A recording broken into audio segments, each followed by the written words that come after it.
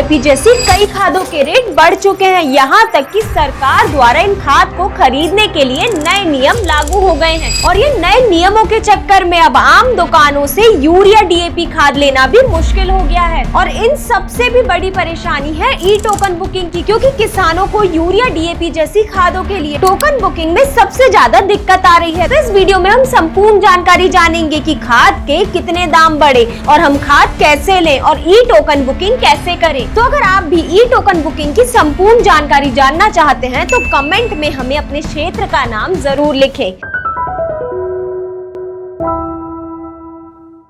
नमस्कार किसान भाइयों, स्वागत है आपका कात्यायनी ऑर्गेनिक्स के यूट्यूब चैनल में। तो चलिए बिना देरी करे इस वीडियो को शुरू करते हैं। वीडियो को शुरू करते हुए बात करें यूरिया के दामों में बढ़ोतरी की, तो पहले 240 रुपए तक के थे और अब बढ़कर 267 रुपए तक पहुंच चुके हैं, यानी कि कुल मिलाकर 25 रुपए तक की बढ़ोतरी हुई है। यूरिया खाद पर सरकार सब्सिडी देती है, इसलिए बढ़ोतरी कम हुई है। वही अब डीएपी खाद की बात करें तो पहले कीमत 1350 रुपए तक की थी, लेकिन अभी भी कुछ राज्यों में यही कीमत है। लेकिन वही ऐसे भी कुछ राज्य हैं जहां पर डीएपी की कीमत बढ़कर 2450 रुपए तक हो चुकी है। वही एनपीके 12-32-16 की बात करें तो पहले की कीमत 1700 से 1800 के बीच थी, लेकिन अब वही कीमत बढ़कर 2450 रुपए हो चुकी है। वही एनपीके 19-19 की बात करें तो पुरानी कीमत 1600 रुपए थी और अब कीमत बढ़कर 2400 रुपए हो चुकी है, यानी कि कुल मिलाकर 800 रुपए की बढ़ोतरी देखने को मिली है। और एनपीके 10-26-26 की बात करें तो पुराना रेट 1800 रुपए था और वही नया रेट अब बढ़कर 1990 रुपए हो गया है,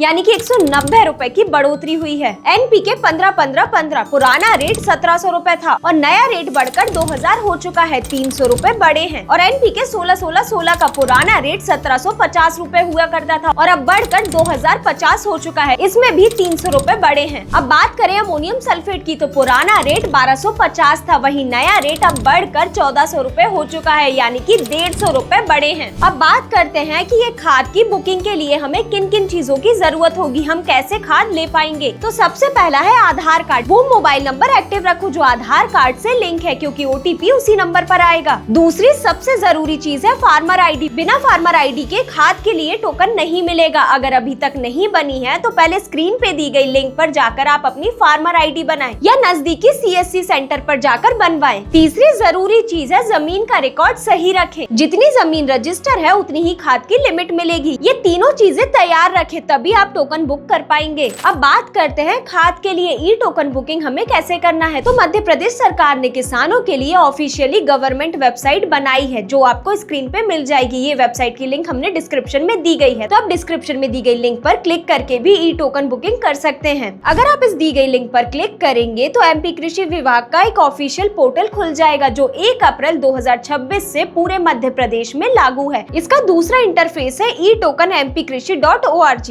आप इन दोनों में से किसी पर भी जा सकते हैं और आसानी से टोकन बुकिंग कर सकते हैं। लेकिन एक बात ध्यान रखें, आप टोकन बुकिंग सुबह जल्दी करने की कोशिश करें, क्योंकि दिन में कई बार सर्वर डाउन रहते हैं। अब एक एक करके हम ये टोकन बुकिंग की हर एक स्टेप के बारे में समझते हैं। सबसे पहला स्टेप, स्क्रीन पे दी गई लिंक पर क्लिक करें, जिससे कि गवर्नमेंट वेबसाइट ओपन हो जाएगी। वेबसाइट खुलते ही अपने आधार कार्ड का नंबर डालें और आपके आधार कार्ड से लिंक मोबाइल नंबर पर ओटीपी आएगा, उस ओटीपी को एंटर करें आप यहाँ, इससे लॉगिन हो जाएगा। वहीं अब दूसरा स्टेप, फार्मर आईडी लिंक करो। लॉगिन के बाद फार्मर आईडी का ऑप्शन आएगा। फार्मर आईडी डालते ही लिंक होते ही आपकी सारी जानकारी, जमीन का रकबा, फसल ऑटोमेटिकली आ जाएगा। तीसरा स्टेप, खाद सिलेक्ट करो। यूरिया चाहिए या डीएपी सिलेक्ट करो। आपकी जमीन के हिसाब से सिस्टम खुद ब खुद बताएगा कि आप कितने बैग ले सकते हैं। चौथा स्टेप, दुकान और स्लॉट सिलेक्ट करो। नजदीकी सहकारी समिति या प्राइवेट रिटेलर चूज करो, फिर डेट और टाइम के स्लॉट का चयन करो। पांचवा स्टेप, सबमिट करो और टोकन डाउनलोड करो। सबमिट करते ही क्यूआर कोड के साथ ई टोकन भी स्क्रीन पर आ जाएगा। इसे डाउनलोड करो या स्क्रीनशॉट ले लो, बस टोकन आपको मिल गया। एक जरूरी बात, टोकन मिलने के 72 घंटे यानी कि 3 दिन के अंदर आपको दुकान पर जाना होगा, क्योंकि इसके बाद टोकन इनवैलिड हो जाएगा, मतलब कि वो टोकन कोई काम का नहीं रहेगा। अब बात करते हैं सबसे आम दिक्कत की, जो टोकन बुकिंग करते समय आती है। सबसे पहले आधार कार्ड का नंबर डालते ही ओटीपी नहीं आता है मोबाइल में। तो सबसे पहले चेक करो कि आधार कार्ड लिंक मोबाइल एक्टिव है या नहीं, और अगर आधार कार्ड डालने के बाद भी OTP नहीं आ रहा है तो 2 से 3 मिनट इंतजार करो, फिर रीट्राई वाले ऑप्शन पर क्लिक करके दोबारा डालो। वहीं दूसरी दिक्कत आती है फार्मर ID लिंक नहीं हो रही, तो स्क्रीन पर दी गई वेबसाइट पर एनरोल ID का स्टेटस चेक करो,